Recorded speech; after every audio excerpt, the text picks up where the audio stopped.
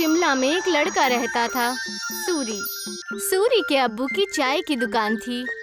वो सुबह उनकी मदद करता और फिर स्कूल चला जाता।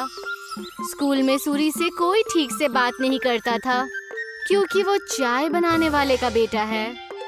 वो सबसे बात करने की कोशिश करता है, दोस्तों के ग्रुप में शामिल होना चाहता है, लेकिन कोई भी उससे बात नहीं करता।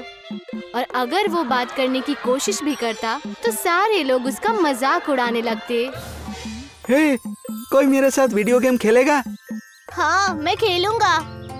अरे चाय बनाने के लिए नहीं, गेम खेलने के लिए बुला रहा हूँ, तू रहने दे। सूरी को बहुत बुरा लगता है। वो घर आते ही मुंह फुलाकर बैठ जाता है। सूरी के अब्बू ये देखते हैं और उसके लिए खाना लेकर आते हैं। अरे क्या हुआ सूरी, तू मायूस क्यों है आज? ले खाना खा ले, तुझे अच्छा लगेगा। ले। पापा, कोई और काम क्यों नहीं करते? आपको इतने सारे कामों में से यही काम मिला। चाय बनाने में क्या बुराई है? दिन में सबसे ज्यादा लोग इसी के बारे में सोचते हैं। नहीं, मेरे दोस्त तो मजाक उड़ाते हैं, मुझे अपने साथ खेलने में भी शामिल नहीं करते। बोलो कौन सा खेल खेलना है, अभी खेलते हैं। आपके साथ नहीं, उनके साथ खेलना है। ये कहकर वो वहाँ से चला जाता है बिना खाना खाए। सूरी के अब्बू को ये देखकर बहुत बुरा लगता है कि उनकी वजह से उनके बच्चे के दोस्त बहुत दूर जा रहे हैं। उसके पिताजी चाय बनाने के साथ दूसरा काम भी ढूंढने लगते हैं। वहीं स्कूल में बच्चों को ट्रिप पर ले जाने का प्रोग्राम बनता है। कुछ दिन बाद आप सभी बच्चों को एक जंगल ट्रिप पर ले जाया जाएगा। सभी बच्चे उसी तैयारी के साथ आएंगे। सारे बच्चे खुश हो जाते हैं। सूरी घर आकर ये बात अपने अब्बू को बताता है। पापा, मुझे स्कूल की तरफ से जंगल की ट्रिप पे ले जाया जा रहा है। मुझे जरूरी सामान पैक करके दे दीजिएगा। अरे वाह, ये तो बहुत अच्छी बात है। अपने सामान में एक छोटा बर्तन जरूर लेकर जाना। वहाँ अगर कुछ पकाना हो तो काम आ सकता है। ठीक है? जी पापा, जरूर।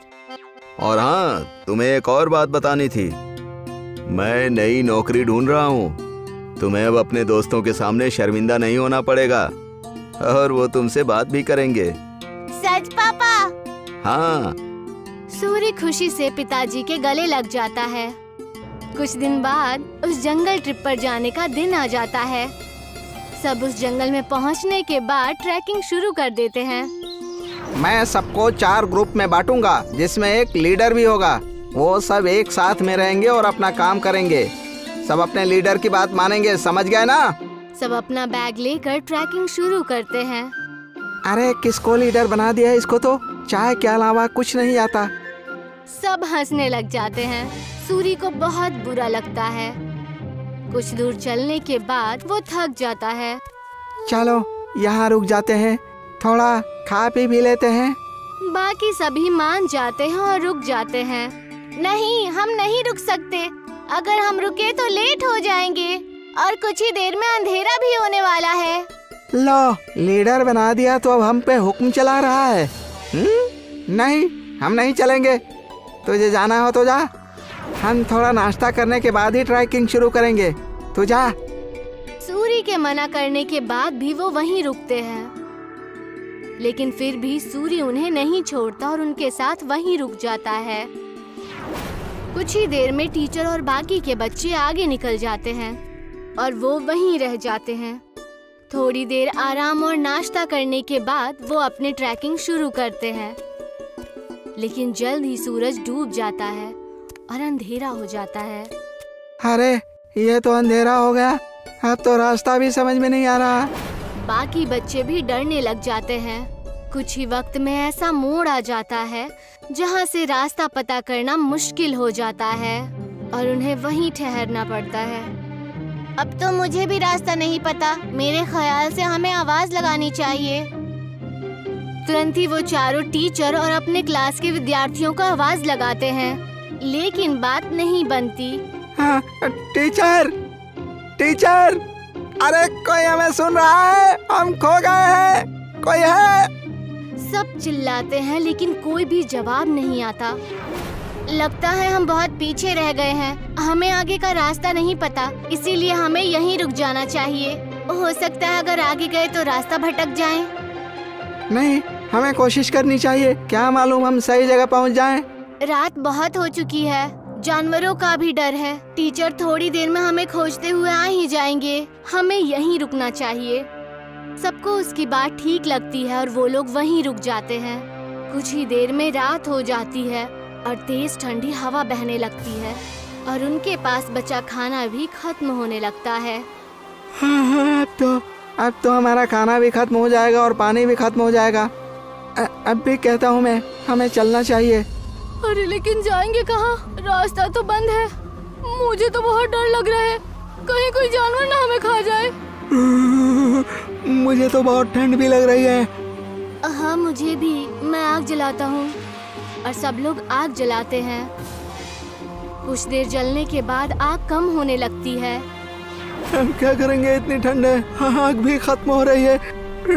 जानवर से नहीं तो ठंड से छूट कर मर जाएंगे। सूरी कुछ सोचता है और कहता है, मेरे पास एक आइडिया है। मेरे पास बर्तन और चाय की पत्ती रखी हुई है बैग में। वो आग बुझने के बाद तक गर्म रहेगी तो हमें भी गर्म रखेगी।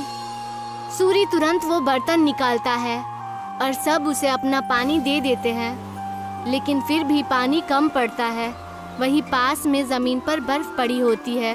वो उसे उठा लेता है। जैसे ही काली चाय बनती है, आग खत्म हो जाती है। सबको बहुत अच्छा लगता है। उसे पीने के बाद सब तारीफ भी करते हैं, लेकिन अयन सिर्फ चुपचाप चाय पीता है। कुछ ही देर में उन्हें पत्तियों की आवाज आती है और वो अपने पीछे की तरफ देखते हैं। वो देखते हैं कि उनके टीचर आ रहे हैं। सब राहत की सांस लेते हैं। कैंप में पहुंचने के बाद जब टीचर उनकी तारीफें करते हैं तो अयन कहता है कि वो महफूज उनके लीडर सूरी की वजह से है। ये सुनकर सूरी को बेहद खुशी होती है। सूरी की कहानी सुनकर सब उससे दोस्ती करने आते हैं। अगर आज सूरी को चाय बनानी नहीं आती तो शायद सब उसके दोस्त नहीं बनते। आज पहली बार उसे चाय वाला होने पर खुशी हो रही थी। अगले दिन वो खुशी खुशी अपने पिताजी के पास गया और उन्हें सारी बातें बता दी। अरे ये तो बहुत खुशी की बात है।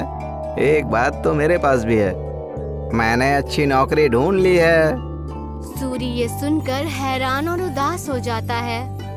नहीं पिताजी, आपको काम बदलने की कोई जरूरत नहीं है।